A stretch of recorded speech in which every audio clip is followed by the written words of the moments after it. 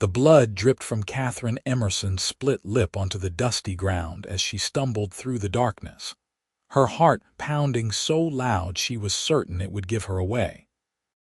She had waited until Harold's drunken snores rattled the walls of their small house on the edge of Twin Falls, Idaho, before she slipped out into the September night of 1878, taking nothing but the thin shawl around her shoulders and the desperate need to survive. The moon hung low and heavy in the sky, casting silver shadows across the dirt roads that twisted through the town, and Katherine's bare feet made almost no sound as she ran, her breath coming in ragged gasps that tore at her throat. She had no plan, no destination, just the primal instinct to put distance between herself and the man who had promised to love her before God and the whole town 3 years ago, when she was barely 18. That promise had turned to ash and violence within months, and tonight Harold had been worse than ever, his fists flying with a rage she had never seen before. The split lip was the least of it. Her ribs ached with every breath, and she could feel the bruises already forming along her arms where he had grabbed her. Katherine did not know where she was going until she found herself at the northern edge of town, where a small cabin stood apart from the others. She had seen the man who lived there a few times in town, a quiet cowboy who kept to himself, tall and lean with dark hair that fell past his collar. He worked the cattle ranches outside of Twin Falls and rarely spoke to anyone, but there was something about his eyes, a kindness maybe, that made her feet carry her toward his door without conscious thought. She knocked, or rather, she pounded on the wooden door with what little strength she had left, and then the world started to tilt sideways. She heard the door open, saw a figure outlined against lamplight from inside, and then strong hands caught her before she could fall. "Please," she whispered, and that was all she could manage before darkness swept over her. Nathan Kade had been awake, unable to sleep as he often was these days when he heard the desperate pounding on his door. He had grabbed his gun first, a habit from too many years riding through dangerous territory, but when he opened the door and saw the woman falling forward, he dropped the weapon and caught her instead. Blood streaked her face, and even in the dim light he could see the evidence of a brutal beating. He knew who she was. Everyone in Twin Falls knew Katherine Emerson, the pretty young woman who had married Harold Emerson and then seemed to slowly disappear from town life. Nathan had seen her a handful of times over the past year, always with her eyes downcast, always with some new mark she tried to hide. It had made his blood boil, but a man did not interfere between a husband and wife, not without proof, not without invitation. Now she was here, unconscious in his arms, and Nathan did not hesitate. He lifted her easily despite his own fatigue and carried her inside his small cabin, kicking the door shut behind him with his boot. Then he turned and threw the bolt, locking them in and the rest of the world out. Whatever had happened, whatever had driven her to run to his door at midnight, he knew that she needed protection now. He laid her gently on his narrow bed, the only real piece of furniture he owned besides a table and 2 chairs. His cabin was sparse, just one room with a fireplace and a few shelves, but it was clean and it was safe. Nathan lit another lamp and brought it close to examine her injuries. The split lip was still bleeding sluggishly, and when he carefully moved her shawl aside, he saw the fingerprint bruises on her arms, the swelling along her jaw. "Son of a bitch," Nathan muttered under his breath. He had known Harold Emerson was no good, had heard the rumors about his drinking and his temper, but seeing the evidence of what the man had done to his own wife made Nathan's hands clench into fists. He forced himself to calm down and focus on what needed to be done. He fetched water from the bucket by the door and found a clean cloth, then began gently cleaning the blood from Katherine's face. She stirred as the cool water touched her skin, her eyelids fluttering open to reveal eyes the color of summer grass, wide and frightened. "You are safe," Nathan said quietly, keeping his voice low and steady. "You are in my cabin. I locked the door. He cannot get to you here." Katherine stared at him for a long moment, her eyes searching his face as if looking for any sign of deception or danger. Then something in her seemed to break, and tears began to slide down her cheeks, mixing with the blood and water. "I am sorry," she whispered. "I did not know where else to go. I just ran and I ended up here. I am so sorry to burden you." "You are no burden," Nathan said firmly. He continued cleaning her wounds with gentle hands, noting how she flinched at first and then gradually relaxed as she realized he was not going to hurt her. "What he did to you, it is not right. It has never been right." "He is my husband," Katherine said, as if that explained everything, as if that made it acceptable somehow. "That gives him no right to use you as a punching bag," Nathan replied, anger creeping into his voice despite his best efforts. He took a breath and softened his tone. "You were right to run. You were right to come here." Katherine closed her eyes and more tears leaked from beneath her lashes. Nathan felt something twist in his chest, a fierce protectiveness he had not felt in years. He was 32 years old and had lived a hard life, losing his family to cholera when he was barely 20, drifting from town to town, working whatever jobs he could find. He had learned to keep people at arm's length, to not get involved, to not care too much because caring led to pain. But looking at Katherine's battered face, he knew he was already involved, already cared more than was wise. "Rest now," he said, finishing with the cloth and setting it aside. "We will figure out what to do in the morning. Where will you sleep?" Katherine asked, her eyes opening again to look at him. "I have bedroll. I will sleep by the fire. You take the bed tonight." "I cannot take your bed," she protested weakly. "You can and you will," Nathan said, brooking no argument. He pulled the thin blanket up over her and stepped back. "Sleep, Katherine. You are safe here." She looked like she wanted to argue more, but exhaustion won out.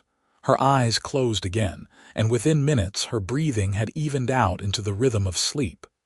Nathan watched her for a moment longer, then turned away to prepare his bedroll by the dying fire. He did not sleep that night. Instead, he sat with his back against the wall and his gun across his lap, watching the door and listening for any sound of approach. He knew Harold Emerson would come looking for his wife eventually. Men like that always did. They could not stand the thought of their property escaping, and that was how Harold thought of Katherine. Nathan was certain. Not as a person, not as a partner, but as a possession. The night passed slowly, each hour marked by the gradual lightening of the sky visible through the single window of his cabin. Katherine slept restlessly, sometimes crying out in her sleep, sometimes whimpering. Each sound made Nathan's jaw tighten with renewed anger. As dawn broke over Twin Falls, painting the sky in shades of pink and gold, Nathan finally allowed himself to doze. But even in sleep, he remained alert, years of living on the edge training him to wake at the slightest unusual sound. It was Katherine's voice that brought him fully awake. "Thank you," she said softly. Nathan opened his eyes to find her sitting up in bed, watching him with an expression he could not quite read. The morning light streaming through the window illuminated her face, and he could see the full extent of her injuries now. Her lip was swollen and crusted with dried blood, her left cheek was bruised purple and yellow, and there was a cut above her right eyebrow that he had missed in the darkness. "How are you feeling?" Nathan asked, getting to his feet and stretching out the kinks in his back. "Sore," Katherine admitted, "but better than I would have felt if I had stayed there." Nathan nodded and moved to the fireplace to stir up the coals and add more wood. "I will make some coffee. Are you hungry?" I do not want to impose any more than I already have, Katherine said. You are not imposing, Nathan said firmly. He filled the coffee pot with water from the bucket and set it on the hook over the fire. You needed help, and I am glad you came here. Any decent person would do the same. Katherine was quiet for a moment, then she said, Most people in town know about Harold, know what he is like, but no one has ever done anything. People do not like to interfere between husband and wife, Nathan said, though the words tasted bitter in his mouth. It is not right, but that is how it is. And yet you helped me. Nathan turned to look at her. I do not care much about what is considered proper or improper. I care about what is right. And what your husband has been doing to you, that is about as wrong as it gets. Katherine's eyes filled with tears again, but she blinked them back. What am I going to do? I cannot go back there, I cannot, but I have nowhere to go, no money, no family. My parents died when I was 16, and Harold's family would never help me. Nathan poured 2 cups of coffee when it was ready and brought one to her. She took it with shaking hands, wrapping her fingers around the warm tin cup as if drawing comfort from it. You can stay here, Nathan said. Katherine looked up at him sharply. I cannot do that. It would ruin your reputation, having a married woman living with you. My reputation can survive it, Nathan said dryly. And yours cannot get much worse once people know you left your husband. Might as well be hung for a sheep as a lamb, as they say. You do not understand, Katherine said desperately. Harold will come looking for me. He will come here. When he finds out I am with you, he will be furious. He might hurt you. He might kill you. Nathan's expression hardened. He can try. You do not know him, Katherine insisted. When he drinks, he becomes someone else, someone violent and unpredictable.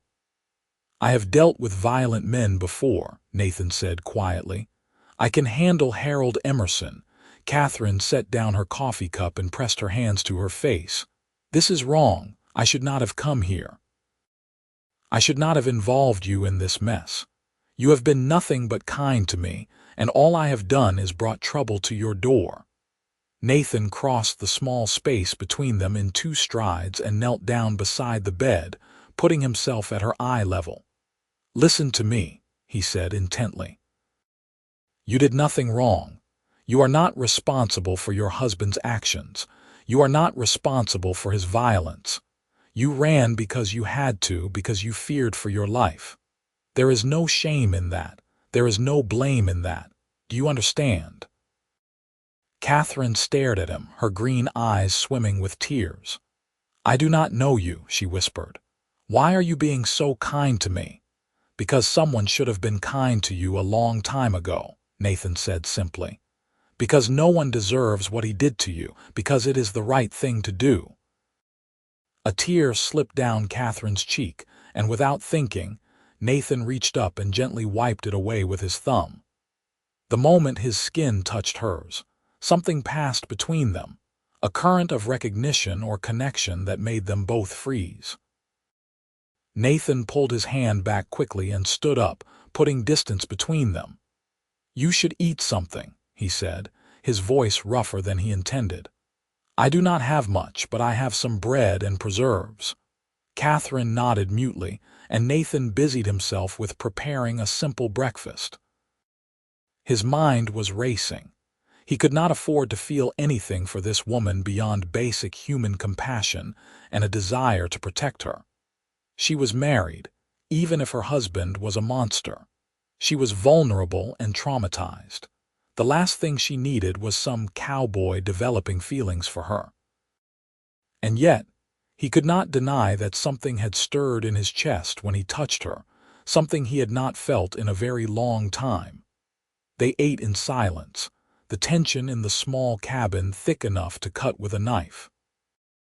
Nathan could feel Katherine's eyes on him occasionally, but whenever he looked at her, she quickly looked away. Finally, Katherine broke the silence. What happens now? Nathan leaned back in his chair and considered the question. I suppose that depends on what you want to happen. Do you want to stay married to Harold? No, Katherine said immediately with a vehemence that surprised them both. No, I want to be free of him. I want to never see him again. But divorce is almost impossible, especially for a woman. And even if I could get one, I would be ruined. No one would hire me. No one would rent to me. I would be an outcast. You are already going to be an outcast once people know you left him, Nathan pointed out. At least if you divorce him, you would be free. You could start over somewhere else. Somewhere else, Katherine repeated slowly, as if the concept was foreign to her. I have lived in Twin Falls my whole life. I do not know anywhere else. The world is a big place, Nathan said. There are towns all over the West where no one knows you, where you could be whoever you want to be. Katherine looked down at her hands. That sounds like a dream, a beautiful dream, but I do not have money for a train ticket or a stagecoach. I do not have money for food or lodging. I do not have anything except the clothes on my back. Then we will figure it out, Nathan said. One step at a time. Katherine looked up at him, and for the first time since she had arrived, there was a hint of hope in her eyes. Why are you doing this? Really? Nathan met her gaze steadily. Because I look at you and I see someone who deserves a chance at a real life, a good life. And if I can help you get that chance, then that is what I am going to do. Before Katherine could respond, there was a loud pounding on the door. Kade, a man's voice bellowed. I know you have her in there. Send out my wife or I am coming in. Nathan and Katherine locked eyes, and he saw the fear flood back into her expression. She started to stand, started to move toward the door as if compelled by years of conditioning to obey her husband's commands, but Nathan held up a hand to stop her. Stay here, he said quietly but firmly. Do not make a sound. Let me handle this. Katherine sank back down onto the bed, her whole body trembling. Nathan checked his gun, made sure it was loaded, and then moved to the door. He did not open it. Harold Emerson, Nathan called through the thick wood. Your wife came to me for help because you beat her bloody. She is under my protection now. Go home and sober up. She is my wife, Harold roared. You have no right to keep her from me. This is between a man and his wife, and you need to stay out of it. I would have stayed out of it if you had not given her a split lip and God knows what other injuries, Nathan said, his voice hard as iron. But you did, so now I am involved. She does not want to go back to you, and I am not going to make her. There was a moment of silence, and then Harold's voice came again, lower and more dangerous. You are making a big mistake, Kade. I will go to the sheriff. I will tell him you kidnapped my wife. I will have you arrested. Go ahead, Nathan said. The sheriff can see her injuries and decide for himself who is in the wrong here. You son of a bitch, Harold snarled. I will kill you for this. Do you hear me? I will kill you.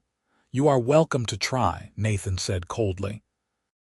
But I suggest you think long and hard about whether you really want to threaten a man who is armed and sober while you are drunk and standing in the open. Another silence, longer this time. Nathan could almost hear Harold thinking, trying to decide what to do. Finally, there was the sound of footsteps walking away, heavy and angry. Nathan waited several minutes, listening carefully before he was satisfied that Harold had actually left. He turned to find Katherine standing behind him, her face white as a sheet. He meant it, she said in a small voice. When he said he would kill you, he meant it. I know, Nathan said, but he is not going to do anything while he is drunk and angry. Men like that are cowards at heart. They only hit people who cannot hit back. You do not know him like I do, Katherine said, wrapping her arms around herself. He does not forget. He does not forgive. He will come back, and next time he might bring friends. He might bring his brothers. Nathan had not considered that. Harold had 2 older brothers, both of them as mean and nasty as he was. Together, they would be a real problem. Then we need to leave, Nathan said, making the decision in an instant. We need to get you out of Twin Falls and somewhere he cannot find you. Leave, Katherine repeated. When? How? Today, Nathan said. Now I will pack some supplies, saddle my horse. We will ride south toward Boise. It is a bigger city, easier to disappear there. But your cabin, your life here, Katherine protested. I cannot ask you to give up everything for me. You are not asking, Nathan said. I am offering.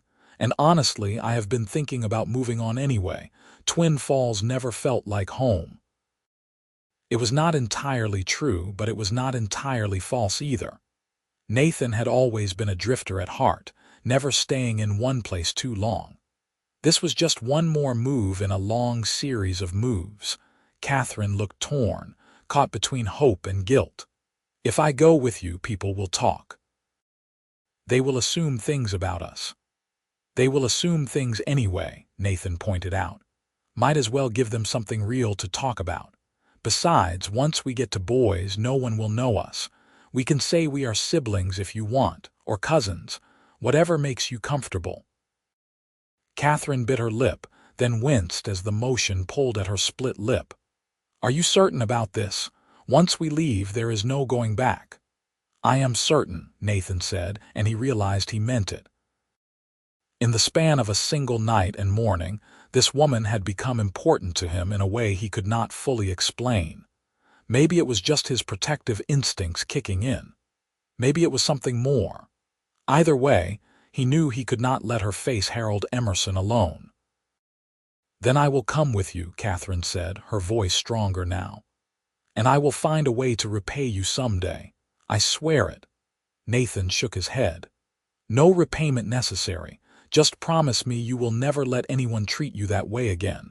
Promise me you will value yourself more than that. Katherine's eyes filled with tears for what felt like the 100th time that morning, but she nodded. I promise. Nathan gave her a small smile. Good. Now let me pack us some supplies and we will get out of here before Harold comes back with reinforcements. He moved quickly and efficiently, years of traveling light making the process second nature. He packed food, a bedroll, some spare clothes, his money from under the floorboard, ammunition for his gun. Katherine watched him work, and after a moment she started helping, rolling up his blankets and tying them with practiced efficiency. You have done this before, Nathan observed. I used to help my father when he went on hunting trips, Katherine said softly, before he died. It feels like a lifetime ago. What did your father do? Nathan asked, partly to keep her mind occupied and partly because he genuinely wanted to know more about her. He was a blacksmith, Katherine said. One of the best in the territory. He taught me a lot about metalwork, actually. I used to help him in his shop when I was young. My mother hated it, said it was not proper work for a girl, but my father did not care. He said I had a gift for it. Do you miss it? Nathan asked. Katherine paused in her work, a distant look in her eyes. Every day. Harold would not let me near a forge after we married. He said it was not appropriate for his wife to do manual labor. He wanted me to stay home and keep house and eventually have babies. Her voice turned bitter. Thank God I never got pregnant. I could not imagine bringing a child into that house. Nathan felt another surge of anger toward Harold Emerson, but he pushed it down. Anger would not help them now. They needed to focus on getting out of Twin Falls safely. Within an hour, they were ready to go. Nathan had saddled his horse, a sturdy bay gelding named Copper, and loaded their supplies. The problem was that Copper could carry them both, but it would be a slow journey. I wish I had 2 horses, Nathan said, frowning. We would make better time. I can ride, Katherine offered. I am not an expert, but I know the basics. Even so, it is a long way to Boise, Nathan said, and we need to move fast in case Harold comes looking for us. Katherine was quiet for a moment, then she said, There is a horse, in Harold's stable. A mare he bought but never really used because he said she was too spirited. He talked about selling her, but he never got around to it. You want to steal your husband's horse? Nathan asked, raising an eyebrow. He owes me a lot more than a horse, Katherine said with surprising steel in her voice. Besides, he is going to come looking for me anyway. Might as well give him one more reason to be angry. Nathan could not help but grin at that. All right then. Where is your house from here? About a quarter-mile east, Katherine said, but Harold might be there. Then we will be quick and quiet, Nathan said. Come on. They led Copper through the back streets of Twin Falls, staying off the main roads where they might be seen. The town was just starting to wake up, smoke rising from chimneys as families prepared breakfast. In another life, Nathan thought he might have wanted this. A home, a family, a place to belong. But that life had never been in the cards for him. Until now, maybe. The thought startled him, and he pushed it away. He barely knew Katherine. She was running from an abusive marriage and needed help, nothing more. Whatever he was feeling was just a combination of protectiveness and proximity. They reached the Emerson house without incident. It was a small, sad-looking place with peeling paint and a crooked fence. The stable was out back, and Nathan could hear a horse moving around inside. Wait here, Nathan told Katherine, but she shook her head. She knows me.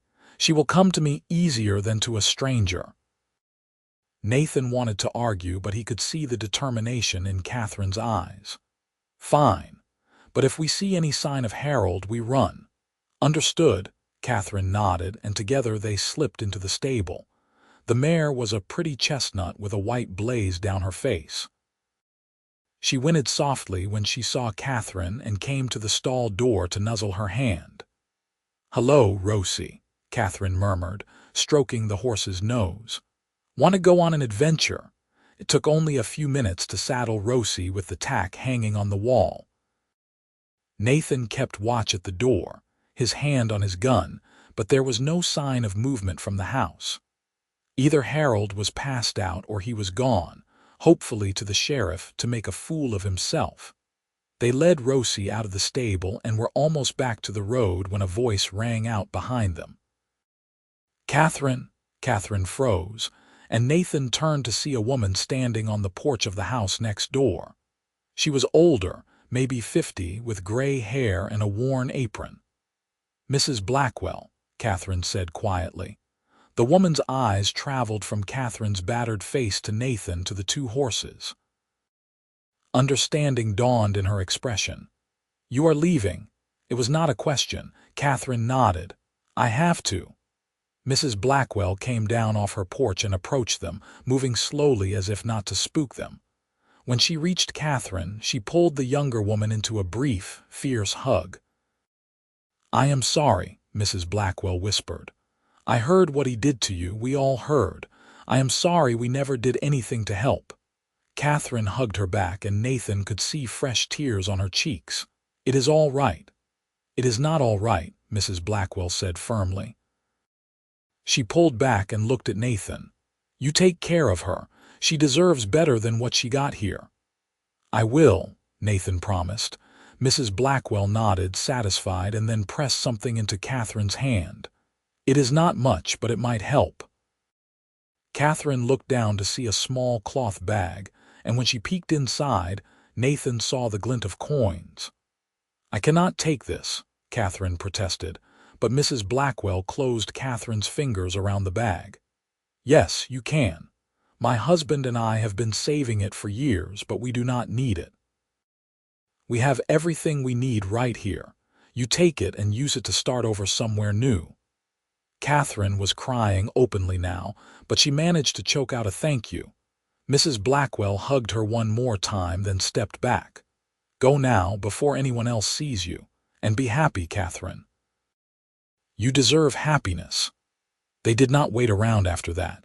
Nathan helped Katherine up onto Rosie's saddle, then mounted Copper. They rode out of Twin Falls heading south, and Nathan did not look back. He had learned a long time ago that looking back only made leaving harder. Katherine did look back, though. He could see her turning in her saddle to watch the only home she had ever known disappear behind them. He wondered what she was thinking, what she was feeling.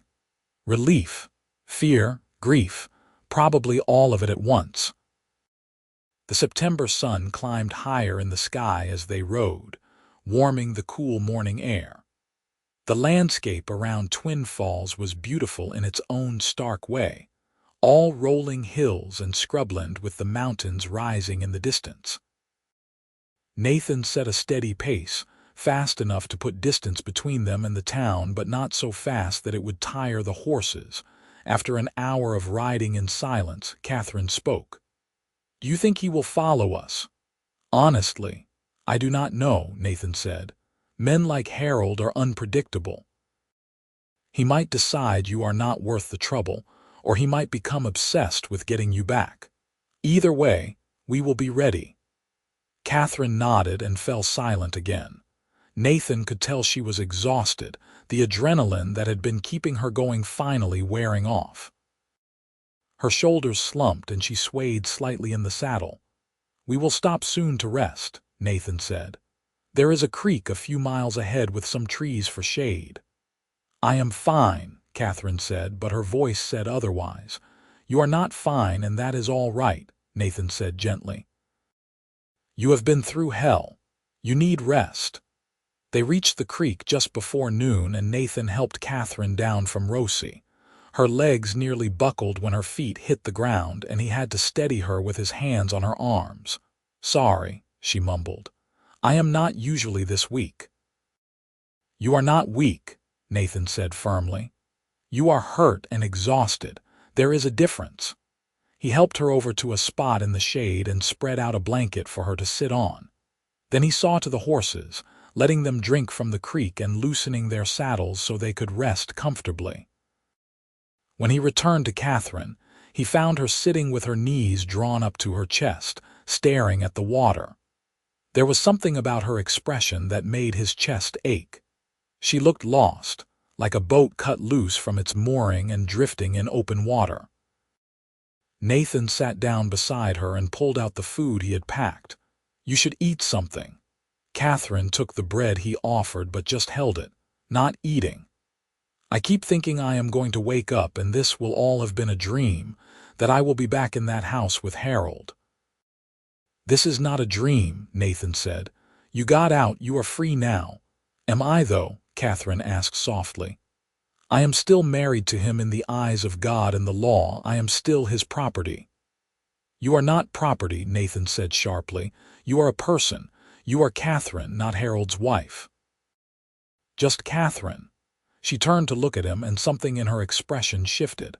"Just Katherine," she repeated slowly, as if testing out the words.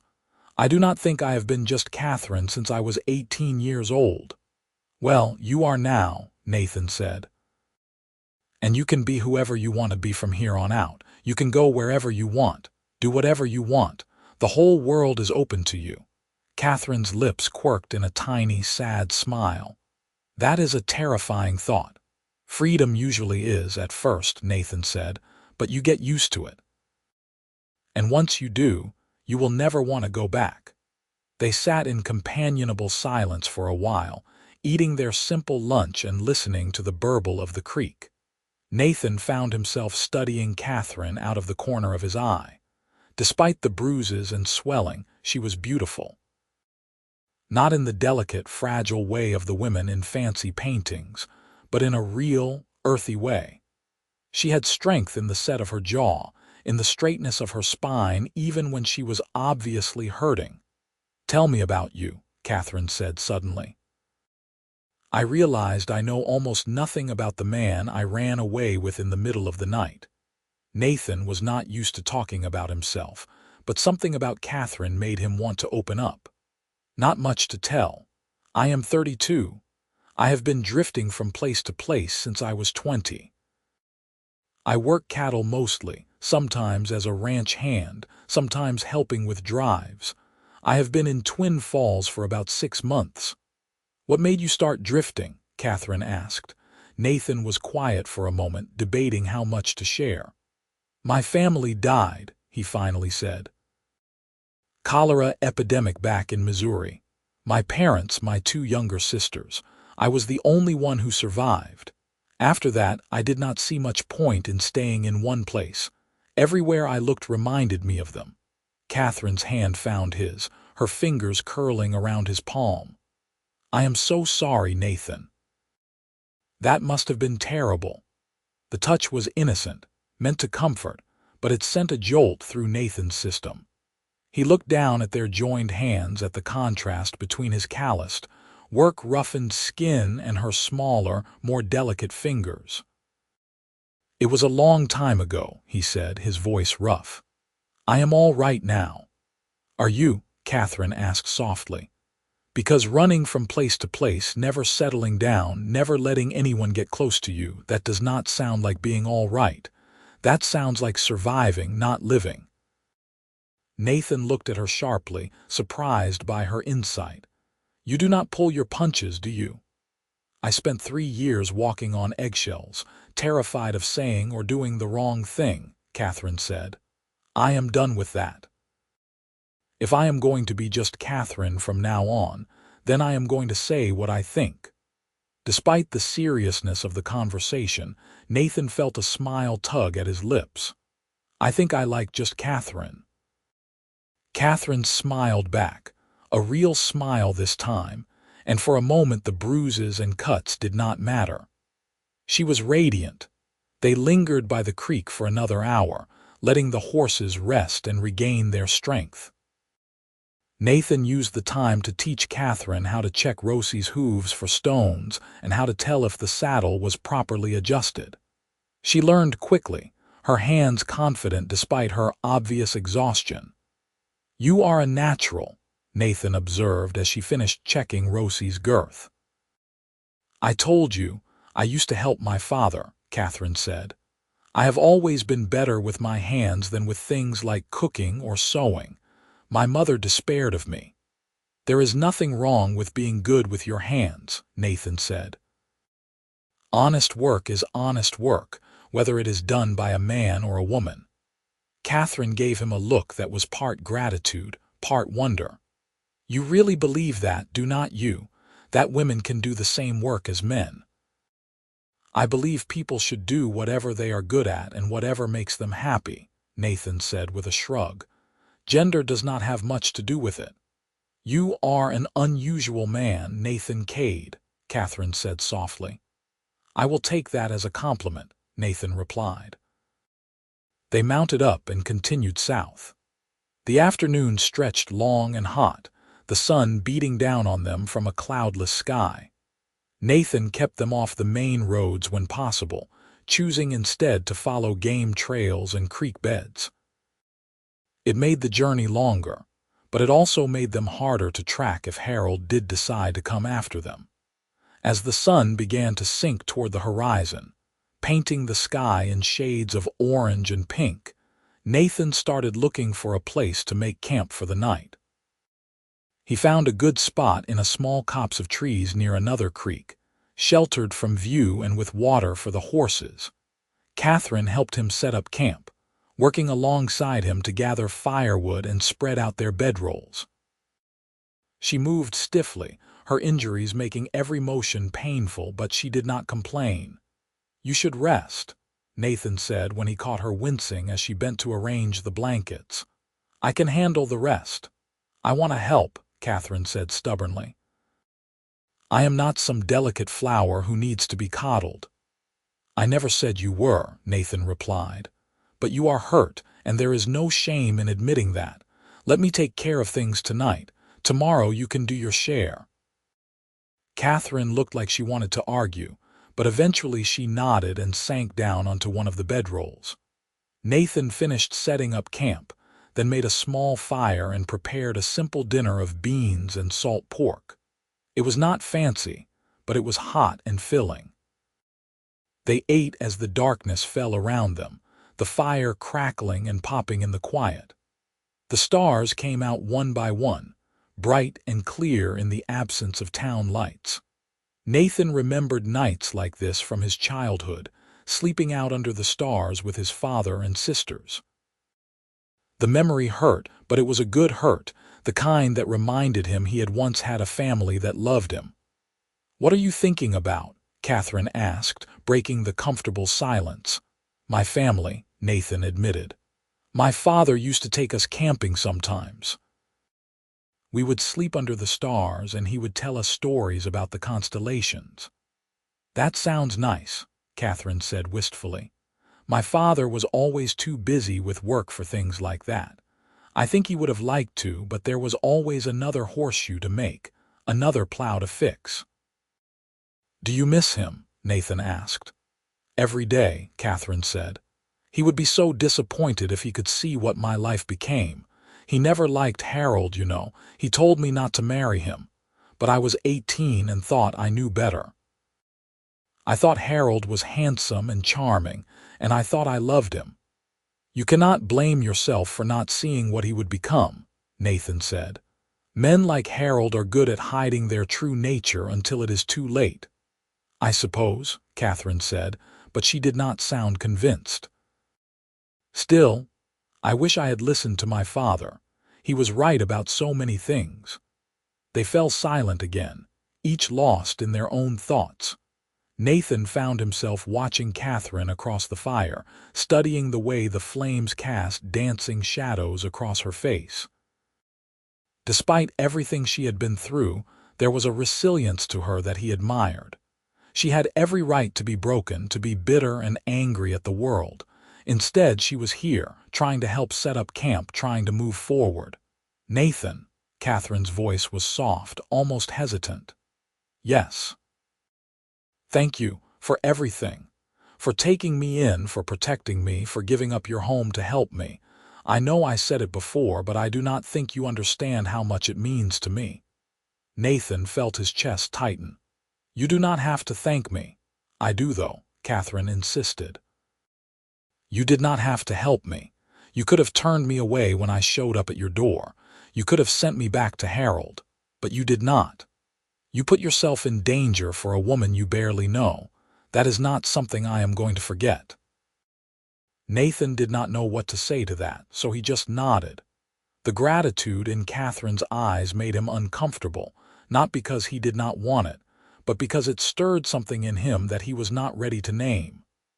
"We should get some sleep," he said, standing up and brushing off his pants. "We have another long day of riding tomorrow." Katherine nodded and lay down on her bedroll, pulling the blanket up over herself. Nathan made sure the fire was banked properly, then settled onto his own bedroll a respectful distance away. He had given Katherine the 2 blankets while he made do with just his coat, but he did not mind. The September nights were cool but not cold yet. He lay on his back staring up at the stars and listening to Katherine's breathing gradually even out as she fell asleep. He should sleep too. He was tired enough. But his mind would not quiet, kept circling back to the woman sleeping a few feet away. He had only known her for a day, but already she had worked her way under his skin. There was something about her that called to him, that made him want to protect her and comfort her and make her smile. It was dangerous, these feelings. She was vulnerable and traumatized and married to another man.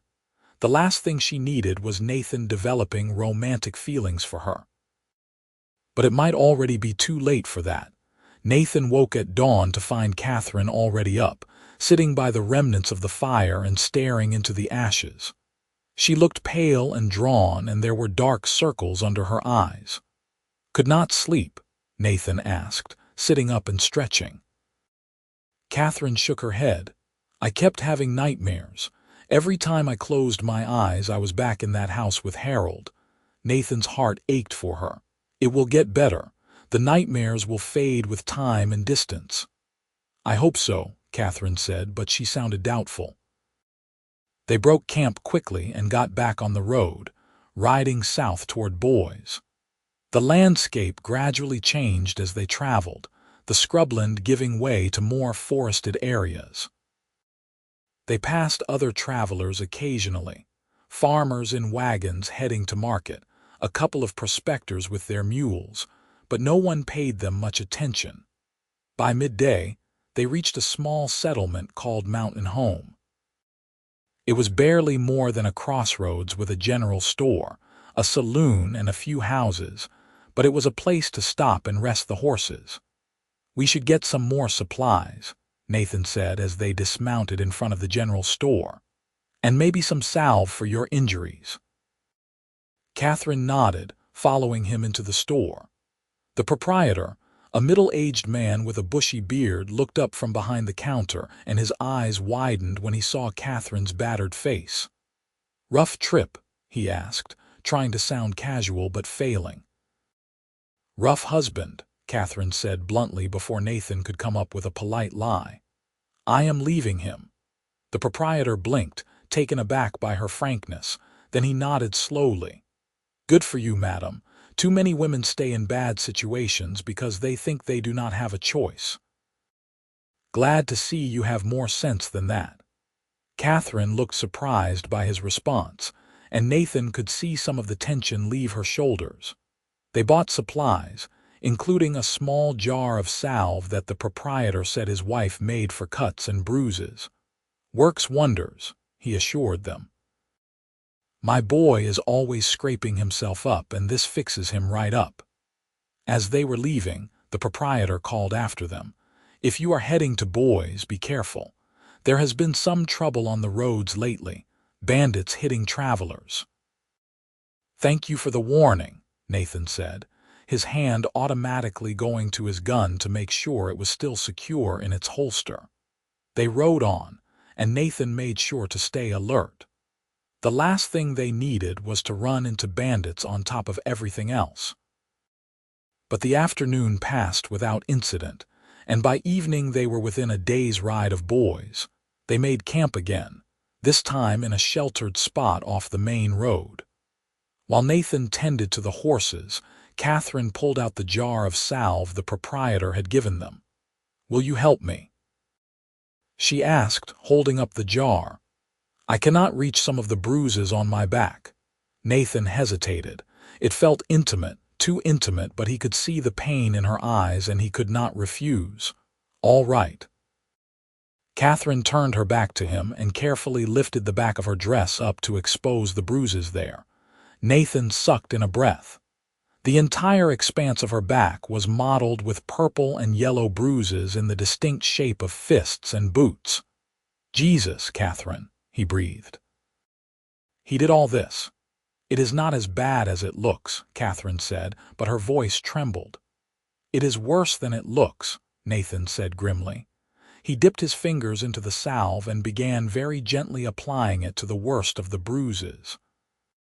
Katherine flinched at the first touch, but then relaxed as the salve began to soothe the ache. Nathan worked in silence, his jaw tight with barely suppressed rage. If Harold Emerson was in front of him right now, Nathan was not sure he could control himself. This was not the work of a man who had lost his temper once. This was systematic abuse, the kind that happened over and over again. "Why did you stay so long?" Nathan asked quietly. He was not judging, just trying to understand. Katherine was quiet for a long moment. "At first I thought it was my fault, that I was making him angry, and if I could just be better, be perfect, he would stop. Then I realized it did not matter what I did. He was going to hit me no matter what, but by then I had nowhere to go, no money, no family, no way out." "What changed?" "Why did you run that night?" Katherine shuddered. "He said he was going to kill me. He had said things like that before when he was angry, but that night was different. I saw it in his eyes. He really meant it. He was so drunk, so far gone, that I genuinely thought if I fell asleep, I would not wake up." Nathan's hand stilled on her back. "I am glad you ran. I am glad you came to me." "So am I," Katherine said softly. Nathan finished applying the salve and carefully lowered Katherine's dress. She turned to face him, and in the fading light he could see tears glistening on her cheeks. "Hey," Nathan said gently, reaching up to wipe away the tears with his thumb just like he had that first morning. "You are safe now, I promise." "I want to believe that," Katherine said. I want to believe I can be safe, that I can have a life where I do not have to be afraid all the time. But I do not know how to be that person. I have been so scared for so long. You will learn, Nathan said. It will take time, but you will learn, and I will be here to help you. Katherine looked up at him, her green eyes searching his face. Why? She whispered. Why are you so good to me?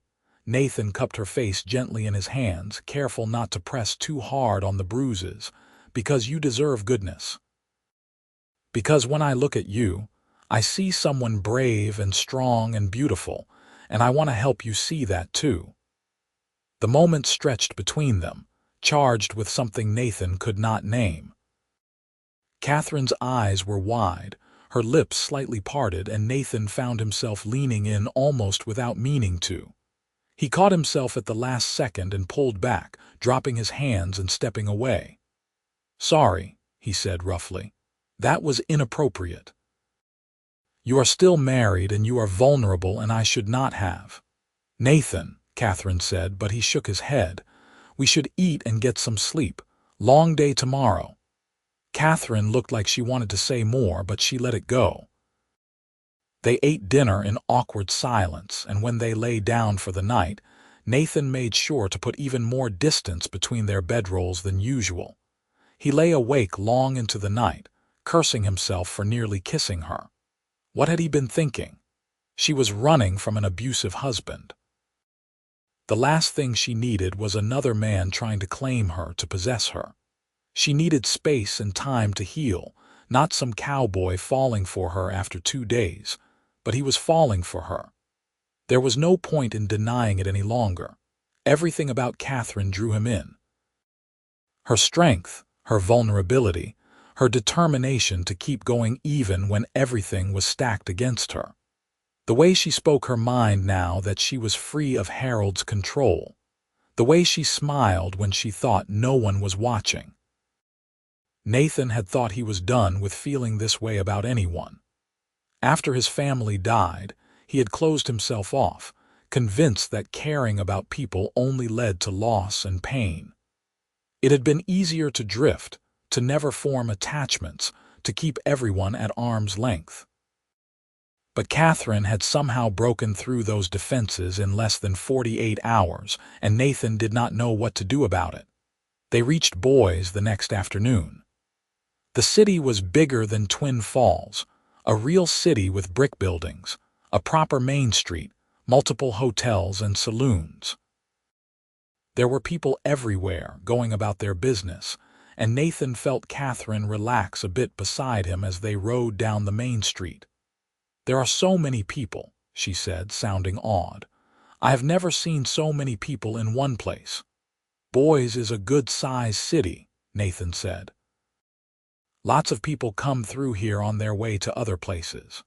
Gold seekers, settlers, businessmen. You can disappear here if you want to. They found a small, respectable hotel on a side street, and Nathan got them 2 rooms. The clerk gave them a knowing look when Nathan signed the register, clearly thinking they were engaged in something illicit, but Nathan ignored him. Katherine's room was small but clean, with a real bed and a wash basin. She stood in the middle of it looking overwhelmed. What do I do now? She asked Nathan, who was standing in the doorway. I have never been on my own before. I went from my father's house to Harold's house. I do not know how to be by myself. You learn, Nathan said gently. One day at a time. First thing tomorrow we will find you some new clothes. Then we will figure out if there is any work you can do here. The money from Mrs. Blackwell will not last forever. Katherine nodded slowly. I could work. I am good with my hands, like I said. Maybe there is a blacksmith who needs help. Maybe, Nathan said, though he doubted many blacksmiths would hire a woman. We will figure something out.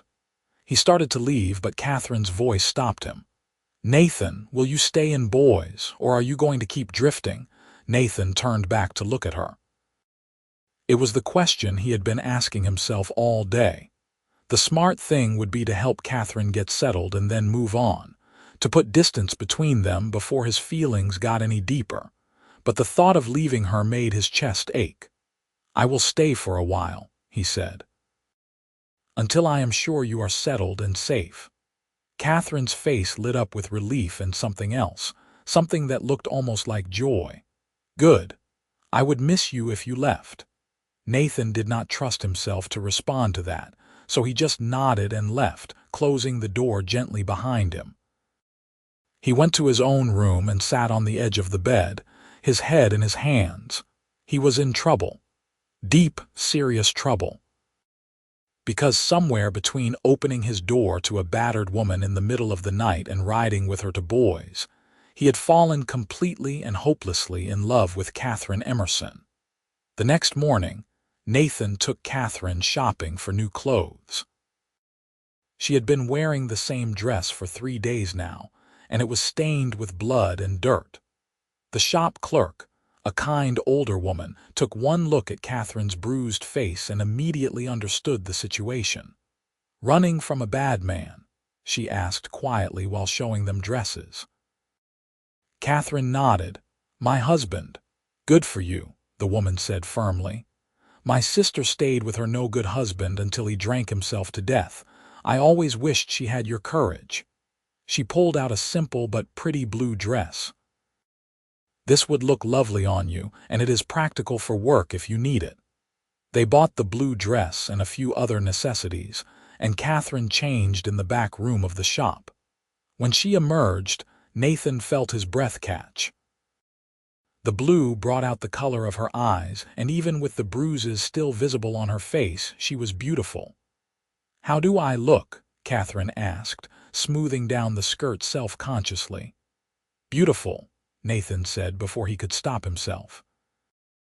Then, seeing her blush, he quickly added, "I mean, it is a nice dress. Very practical." The shop clerk gave him an amused look, clearly seeing right through his awkward backtracking, but she did not say anything. Over the next few days, they fell into a routine. Nathan found work at one of the ranches outside of town, helping with the autumn cattle work. It was good, honest labor, and it paid well enough. Katherine spent her days exploring Boys, getting to know the city and looking for work. It was harder than either of them expected. Most business owners took one look at a woman asking for work and turned her away. Some were polite about it, some were dismissive, some were downright rude. But Katherine kept trying, her determination never wavering. Finally, after a week of searching, she found something. A small print shop owned by a widow named Mrs. Helen Carter needed someone to help with typesetting and running the press. Mrs. Carter did not care that Katherine was a woman, only that she was willing to learn and work hard. "I got a job," Katherine announced when Nathan came back to the hotel that evening. Her face was glowing with pride and excitement. "I start tomorrow." Nathan grinned, caught up in her joy. "That is wonderful, Katherine. Tell me about it." She described the print shop and Mrs. Carter, her words tumbling over each other in her excitement. Nathan sat and listened, watching her animated face, and felt his heart swell with affection. This was what she deserved, to be excited about her life, to have opportunities, to be free. As the weeks passed, Katherine began to blossom. The bruises faded, her split lip healed, and color returned to her cheeks. She was good at her job, Mrs. Carter told Nathan one day when he stopped by the print shop. Quick learner, steady hands, never complained about the long hours or the ink stains. Nathan saw Katherine every day. They would have dinner together at a small restaurant near the hotel, talking about their days, sharing stories about their pasts. Sometimes they would walk through the city in the evenings, watching the sun set behind the mountains. They never spoke about what was developing between them, the growing attraction and affection that was becoming harder to ignore. One evening in early November, about 6 weeks after they had arrived in Boys, they were walking back from dinner when Katherine suddenly stopped. "Nathan, there is something I need to tell you." Nathan felt his stomach drop. "What is it?" Katherine took a deep breath. I went to see a lawyer this week about getting a divorce from Harold. Nathan's heart started beating faster. What did he say? He said it is possible, but it will not be easy. I need to prove adultery or abandonment or extreme cruelty. The cruelty part we can prove. There were witnesses in Twin Falls who saw my injuries. But it will take time, maybe a year or more, and it will cost money. How much money? Nathan asked. Katherine named a figure that was substantial but not impossible. I have been saving what I make at the print shop, and I still have most of what Mrs. Blackwell gave me, but it will take me months to save enough. I can help, Nathan said immediately. I have some money saved up. We can pool our resources. Katherine shook her head. I cannot ask you to do that. You are not asking. I am offering, Nathan said firmly. Katherine, I want you to be free of him. Legally free, not just physically separated. If I can help make that happen, then I want to. Katherine looked up at him, and in the lamplight from the street, Nathan could see tears in her eyes. Why do you care so much? You barely know me. I know you better than you think, Nathan said softly. I know you are brave and strong and kind. I know you work hard and never complain. I know you are trying to build a new life for yourself from nothing, and I know. He hesitated, then decided to hell with it. I know that I have feelings for you. Real feelings. I did not mean for it to happen, and I know the timing is terrible, but I cannot help how I feel. Katherine stared at him, her eyes wide. Nathan, You do not have to say anything, Nathan said quickly. I know you are not ready for anything like that. I know you are still healing. I just wanted you to know, so you understand why I want to help you get your divorce. Because I want you to be free to make your own choices about your future, and maybe someday, if you wanted, I could be part of that future. For a long moment, Katherine just looked at him. Then, slowly, she reached out and took his hand. I have feelings for you too, she said quietly. I have been trying not to, telling myself it is too soon, that I am just grateful to you for helping me. But it is more than that. When I am with you, I feel safe. I feel like myself. You make me want to be brave and try new things. You make me feel like maybe I could have a real life, a happy life. Nathan's heart was pounding so hard he was sure she could hear it. Katherine. But I am still married, she continued, and Nathan heard the frustration in her voice. And even when I am not, I will be a divorced woman, ruined in the eyes of society. If you were with me, people would judge you too. They would say terrible things. I do not care what people say, Nathan said. I have never cared about that. You say that now, Katherine said, but what about later? What if you regret it? What if you wish you had found someone without all my baggage and complications? Nathan stepped closer to her, still holding her hand. Listen to me. I have spent the last 12 years drifting from place to place, never staying long enough to form real connections. I convinced myself I liked it that way, that I did not need people. But the truth is, I was just scared. Scared of losing someone else I cared about. Scared of being hurt again. He took a breath and continued. Then you showed up at my door in the middle of the night, bleeding and terrified, and something in me woke up. For the first time in years, I cared about someone more than I cared about protecting myself. And yes, it scared the hell out of me, but it also made me feel alive again. Katherine was crying openly now, tears streaming down her face. I am so broken, Nathan.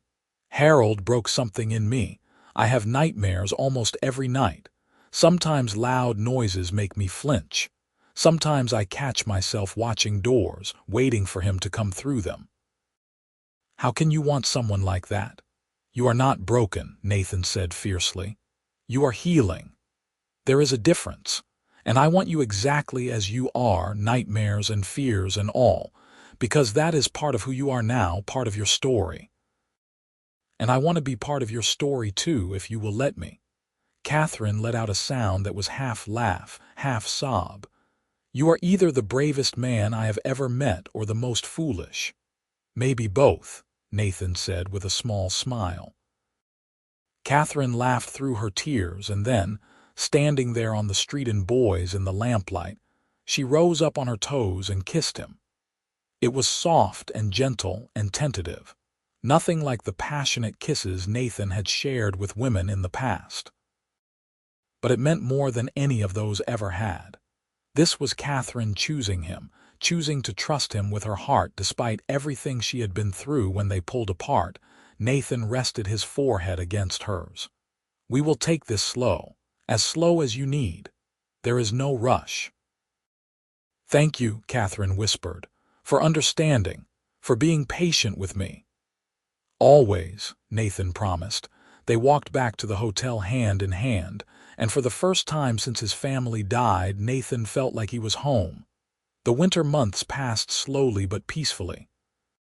Nathan and Katherine continued to see each other every day, their relationship deepening but remaining chaste. They held hands, they kissed occasionally, but Nathan was always careful not to push for more. He knew Katherine needed time to heal from the trauma of her marriage, needed to learn to trust again. Katherine continued to work at the print shop and save money for her divorce. Nathan worked at the ranch and contributed what he could to her savings. By spring of 1879, they had almost enough. Then one day in April, Katherine came running into the ranch where Nathan was working, her face flushed and her eyes bright. "He signed them," she gasped out. "Harold signed the divorce papers. The lawyer sent them to him in Twin Falls and he signed them. No fight, no argument, he just signed them." Nathan felt a rush of relief so strong it nearly knocked him over. "Are you serious?" "It is done. It is done," Katherine confirmed, and then she was in his arms and he was spinning her around and they were both laughing like children. "You are free," Nathan said when he set her down, cupping her face in his hands. "Truly, legally free." "I am free," Katherine repeated, wonder in her voice. Then her expression turned serious. "Nathan Kade, now that I am free, there is something I need to ask you." "Anything," Nathan said. Katherine took a deep breath. "Will you marry me?" Nathan blinked, startled. "Should not I be the one asking you that?" "Probably," Katherine said with a grin. "But I spent too many years letting men make decisions for me. I am making this decision myself. So will you marry me? Will you let me be your wife, your partner, your equal in all things?" Nathan felt his eyes sting with tears. "Yes. God, yes, Katherine. Nothing would make me happier." They kissed right there in front of the ranch hands and the horses and God and everyone, and Nathan did not care who saw. This woman, this brave, beautiful, incredible woman had chosen him. Out of all the men in the world, she had chosen him. They were married 2 weeks later in a simple ceremony at the small church in Boise. Mrs. Carter stood up with Katherine, and one of Nathan's fellow ranch hands stood up with him. It was nothing like the fancy wedding Katherine had had with Harold, but it was infinitely better because it was real and it was right. That night, in the hotel room they had rented for their wedding night, Nathan was careful and gentle with Katherine. He knew this might be difficult for her after the abuse she had suffered, knew she might be scared or uncomfortable, but Katherine surprised him. She was the one who took charge, who guided him, who showed him what she wanted. And when they came together, it was with love and trust and mutual respect. Afterwards, lying tangled together in the sheets, Katherine traced patterns on Nathan's chest with her fingertips. "Thank you," she said softly. "For what?" Nathan asked, running his fingers through her hair. "For being patient, for being gentle, for showing me that this can be beautiful instead of something to fear." Nathan kissed the top of her head. "You never have to thank me for treating you the way you deserve to be treated." "I love you," Katherine said, and it was the first time she had said the words out loud. "I love you too," Nathan replied, meaning it with everything in him. They stayed in Boise for another year. Katherine continued to work at the print shop, and discovered she had a real talent for the work. Mrs. Carter eventually made her a partner in the business. Nathan continued to work at the ranch and saved his money. But as 1880 dawned, they both started to feel restless. Boys was nice, but it was not home, not really. "I want to go somewhere new," Katherine said one evening. "Somewhere neither of us has been before, somewhere we can truly start fresh." "Where did you have in mind?" Nathan asked. Katherine pulled out a newspaper and pointed to an advertisement. "Oregon. There is land available for homesteading. We could build our own place, start a ranch maybe, or a farm, something that is ours." Nathan looked at the advertisement, then at Katherine's hopeful face. "Are you sure? It will be hard work. Building a homestead from scratch is no easy task." "I am sure," Katherine said firmly. "I want to build something with you, something that is ours, that no one can take away from us." Nathan grinned. "Then let's do it." They sold Katherine's share of the print shop back to Mrs. Carter, pooled all their savings, and bought supplies for the journey. In March of 1880, they set out for Oregon with their 2 horses, a wagon full of supplies and hearts full of hope. The journey took weeks, but Nathan and Katherine did not mind. They were together, they were free, and they were heading toward a future they would build with their own hands. They reached Oregon in early May and found a beautiful piece of land in the Willamette Valley. It was green and fertile, with a creek running through it and mountains visible in the distance. They filed their claim and got to work. Building the homestead was back-breaking labor. They spent that first summer clearing land, building a small cabin, planting crops. Katherine worked alongside Nathan every day, her hands growing calloused, her skin bronzed by the sun. She was in her element, working with her hands, building something from nothing. By autumn, they had a functional cabin, a small barn for the horses, and crops coming in. It was not much, but it was theirs.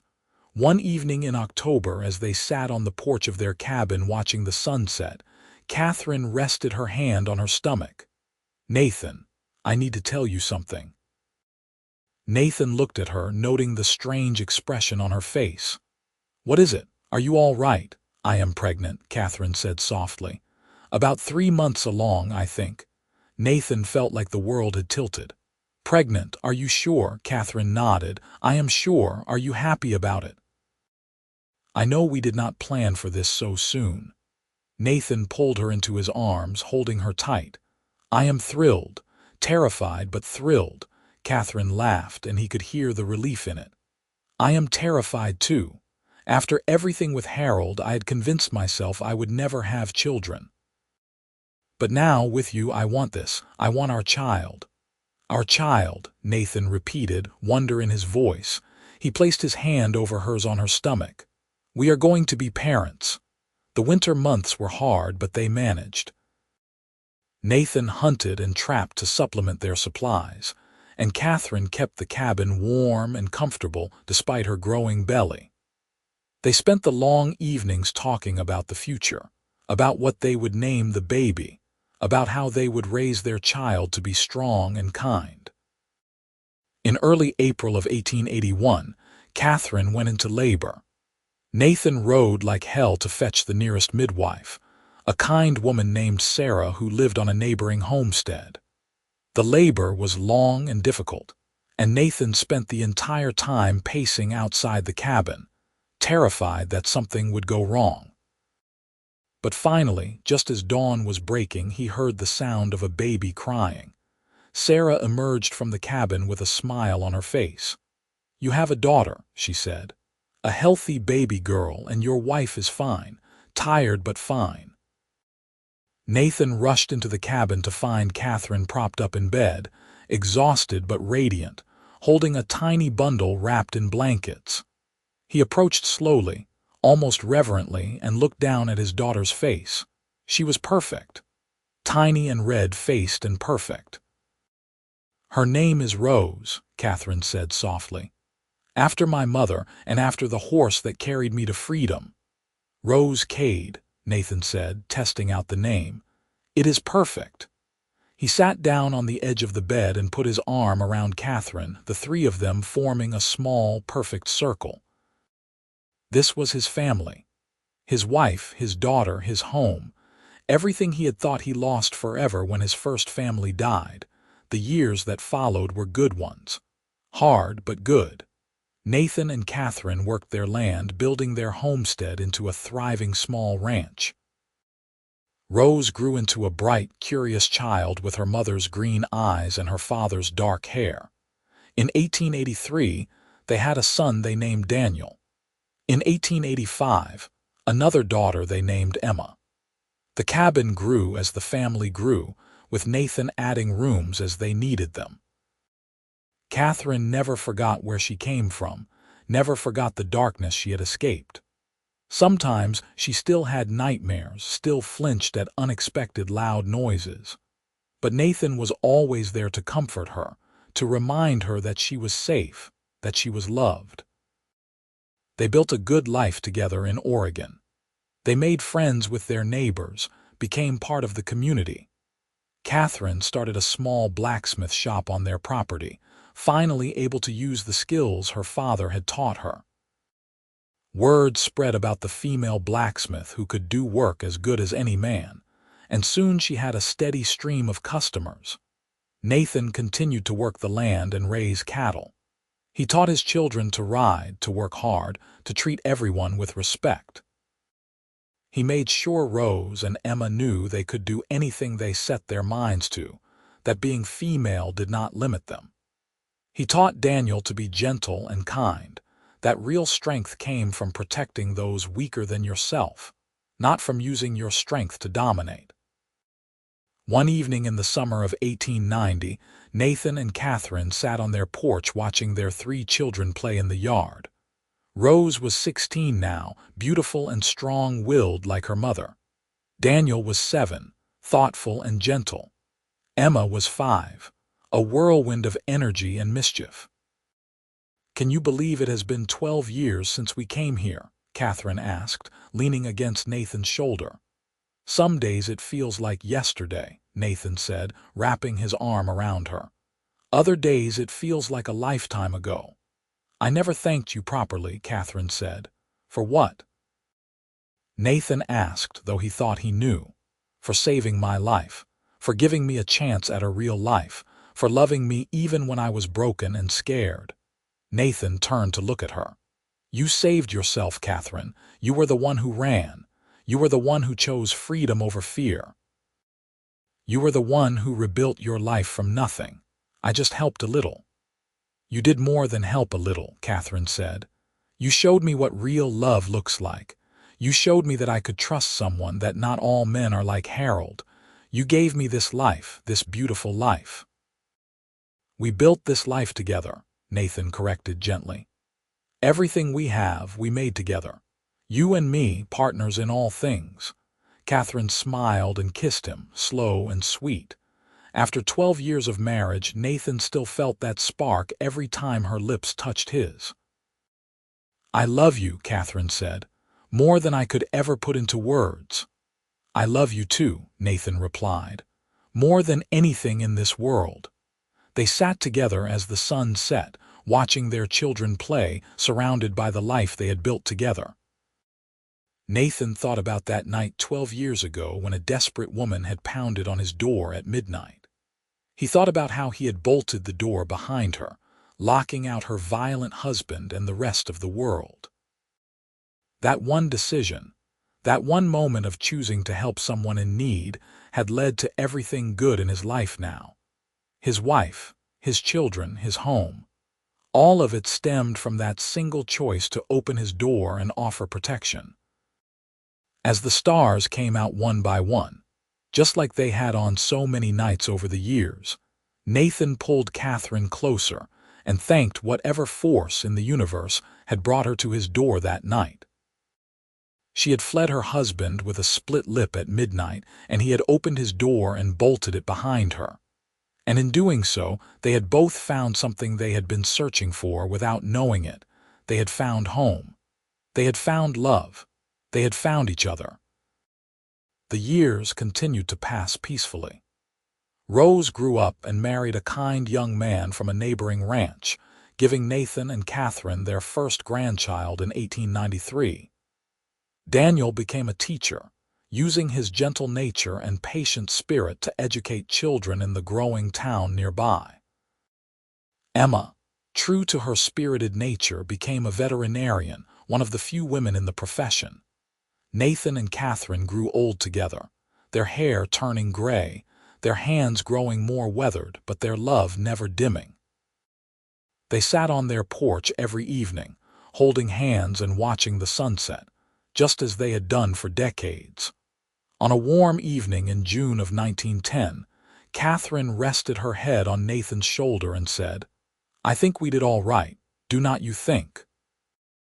Nathan looked out at their land, at the house they had built, at the barn where Emma was tending to a sick calf, at the smoke rising from Daniel's chimney in the distance, at Rose's children playing in the yard.